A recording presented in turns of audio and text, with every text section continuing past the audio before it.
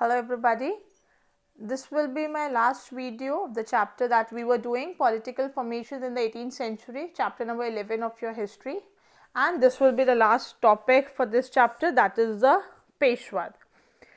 Now who were Peshwas?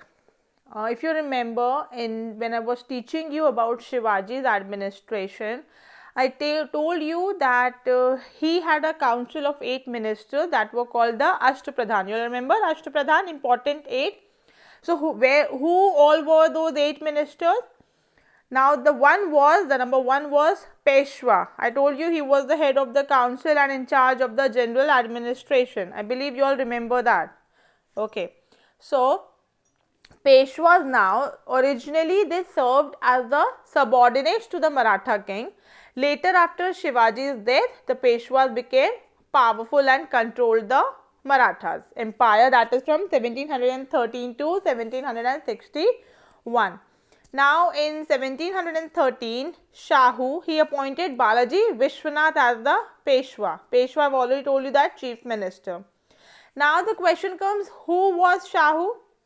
Shahu, he was the grandson of Shivaji. He was the son of Sambhaji, and Sambhaji, he was the eldest son of Shivaji, who was his successor also. So got the link?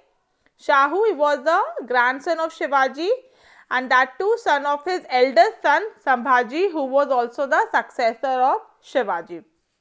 So Peshwa, that is Balaji Vishwanath, he helped Shahu to control the Maratha chief, and gradually he became the real decision maker.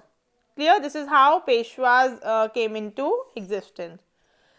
Now the first Peshwa that we are going to discuss about is Balaji Vishwanath, who ruled from 1713 to 1720. Now I already told you that he was appointed as the Peshwa of Shahu. Later on he became the real decision maker. Now taking the advantage of the weakening of the Mughals, he tried to capture more territories.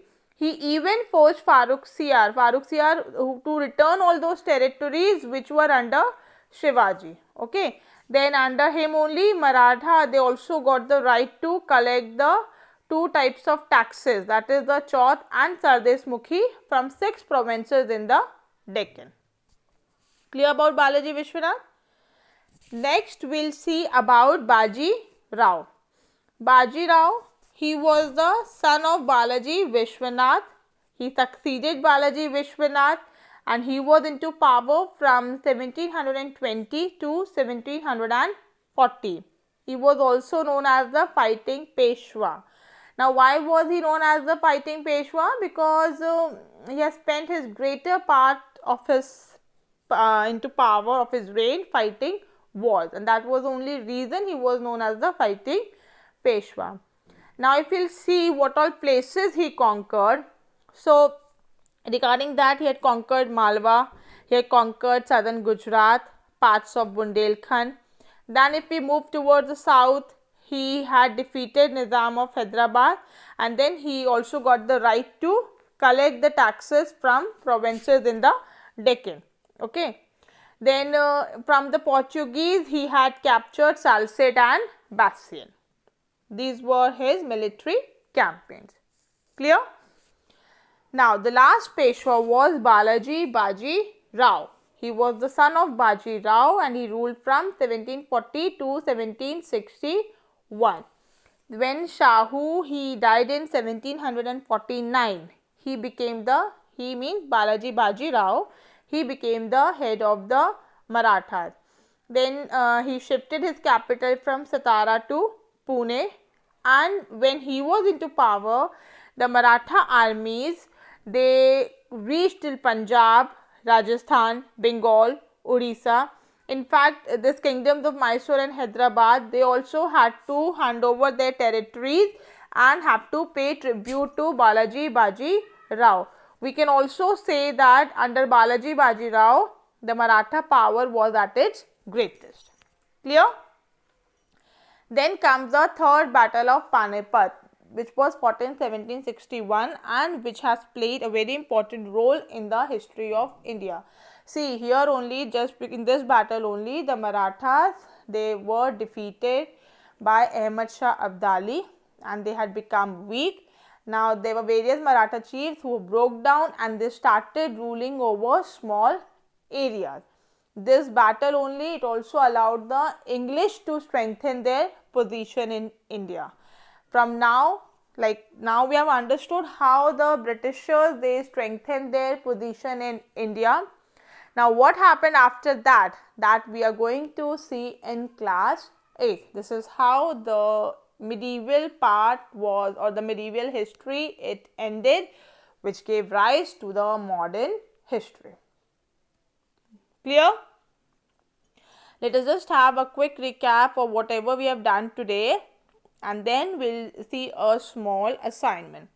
So I told you today in today's video, I told you about the Peshwas. I told you that they originally they served as the subordinates to the Maratha king. Later they became the real leader and the real decision maker.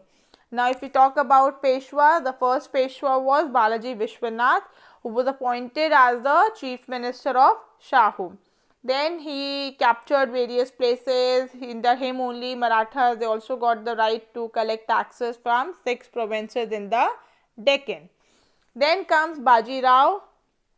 He ruled from 1720 to 1740 and succeeded Balaji Vishwanath.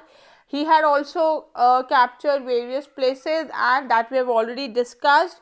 He was also known as the fighting Peshwa because most of the time was spent fighting wars. Then comes Balaji Baji Rao, who was the son of Baji Rao and was the next Peshwa, who became the head of the Marathas after the death of Shahu in 1749. Okay, I'm just sorry, I just noticed that instead of 1761, I've written 161 at the top. Okay, so just it should be 1740 to 1761. Alright. So then he had also captured various places and under him only Maratha power, it was at its greatest. Then comes the third battle of Panipat, in which the Marathas, they were defeated and the various Maratha chiefs, they started ruling over small areas.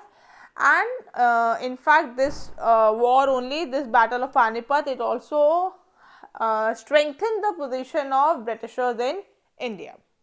Clear? Now a small assignment on today's video. In which year was the third battle of Panipat fought? Question number 2. Who was appointed as the Peshwa of Shahu? Question number 3. Who was also known as the fighting Peshwa? Clear? So our history part is over. We'll be meeting again with the next chapter of geography, and that is life in the deserts. Clear? Till then, take care. Bye bye.